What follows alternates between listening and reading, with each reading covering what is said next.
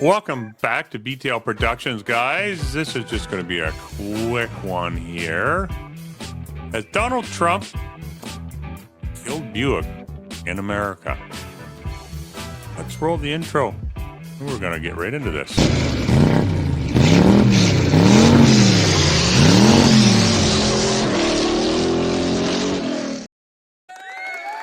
Welcome back, guys. So, we've talked about Buick a bit before in one of my previous videos, and it's looking more and more like Donald Trump may have killed Buick in the USA.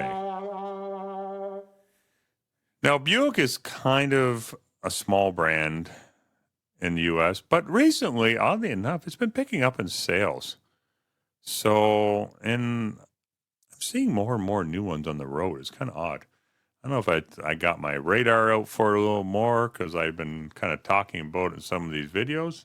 I'm not sure. But apparently, I was looking up some of the sales numbers, and apparently they are picking up.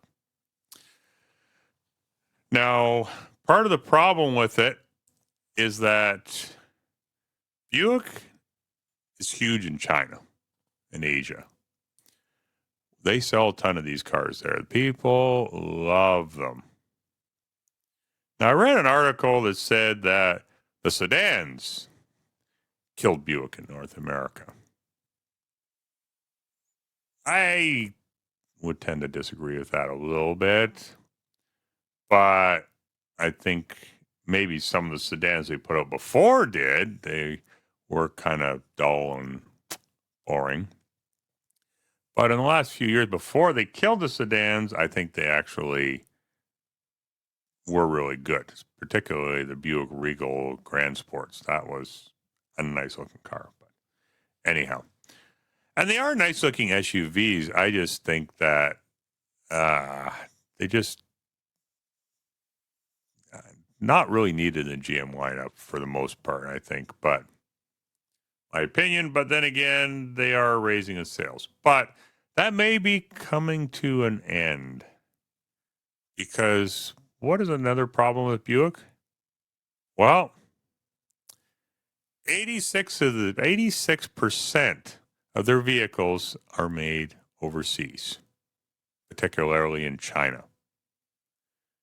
And what's one of the countries Donald Trump is hitting the hardest with the tariffs? China. So, yeah, they're going to pay huge tariffs on these if they want to keep them going.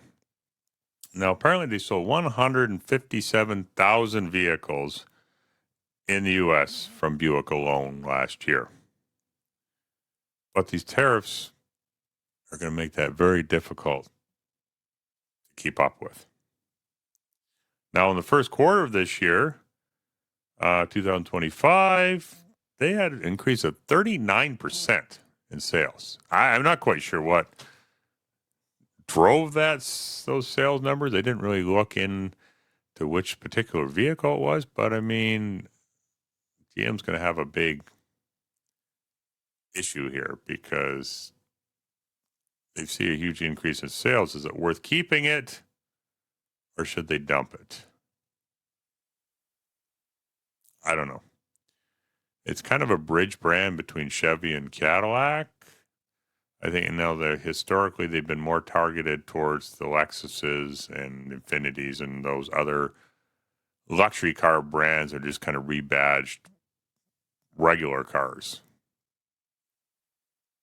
I don't know. Do you got anybody watching this video has a Buick? Let me know in the comments below. What do you think about it? And do you think it's worth keeping if Donald Trump keeps these tariffs going? I mean, obviously they're going to have to wait and see how long these tariffs last because, well, as we know, Donald Trump, he goes from one extreme to the next, oftentimes in the same day. And the numbers just keep changing. Someone pisses him off, up go the tariffs. So, I mean, I guess they're going to have to want to ride this out for a while to really see where this tariff thing lands. I mean, he seems to be getting a little bit softer on China. He had a closed door meeting with the CEOs of Walmart, Target, Costco. I think there was another one, but I forget what that one was, but it doesn't matter. And all of a sudden, after that meeting, he started to get a little bit softer in China. Well, I'm going to wager a guess that these CEOs are basically telling them that you're killing our business. Now, as much as I believe in buying things domestically and supporting your own workers here, there is a limit to it. There are some things we don't produce here. So, yeah, we'll have to wait and see. What do you guys think of this? Let me know in the comments below. That's my view from behind the wheel.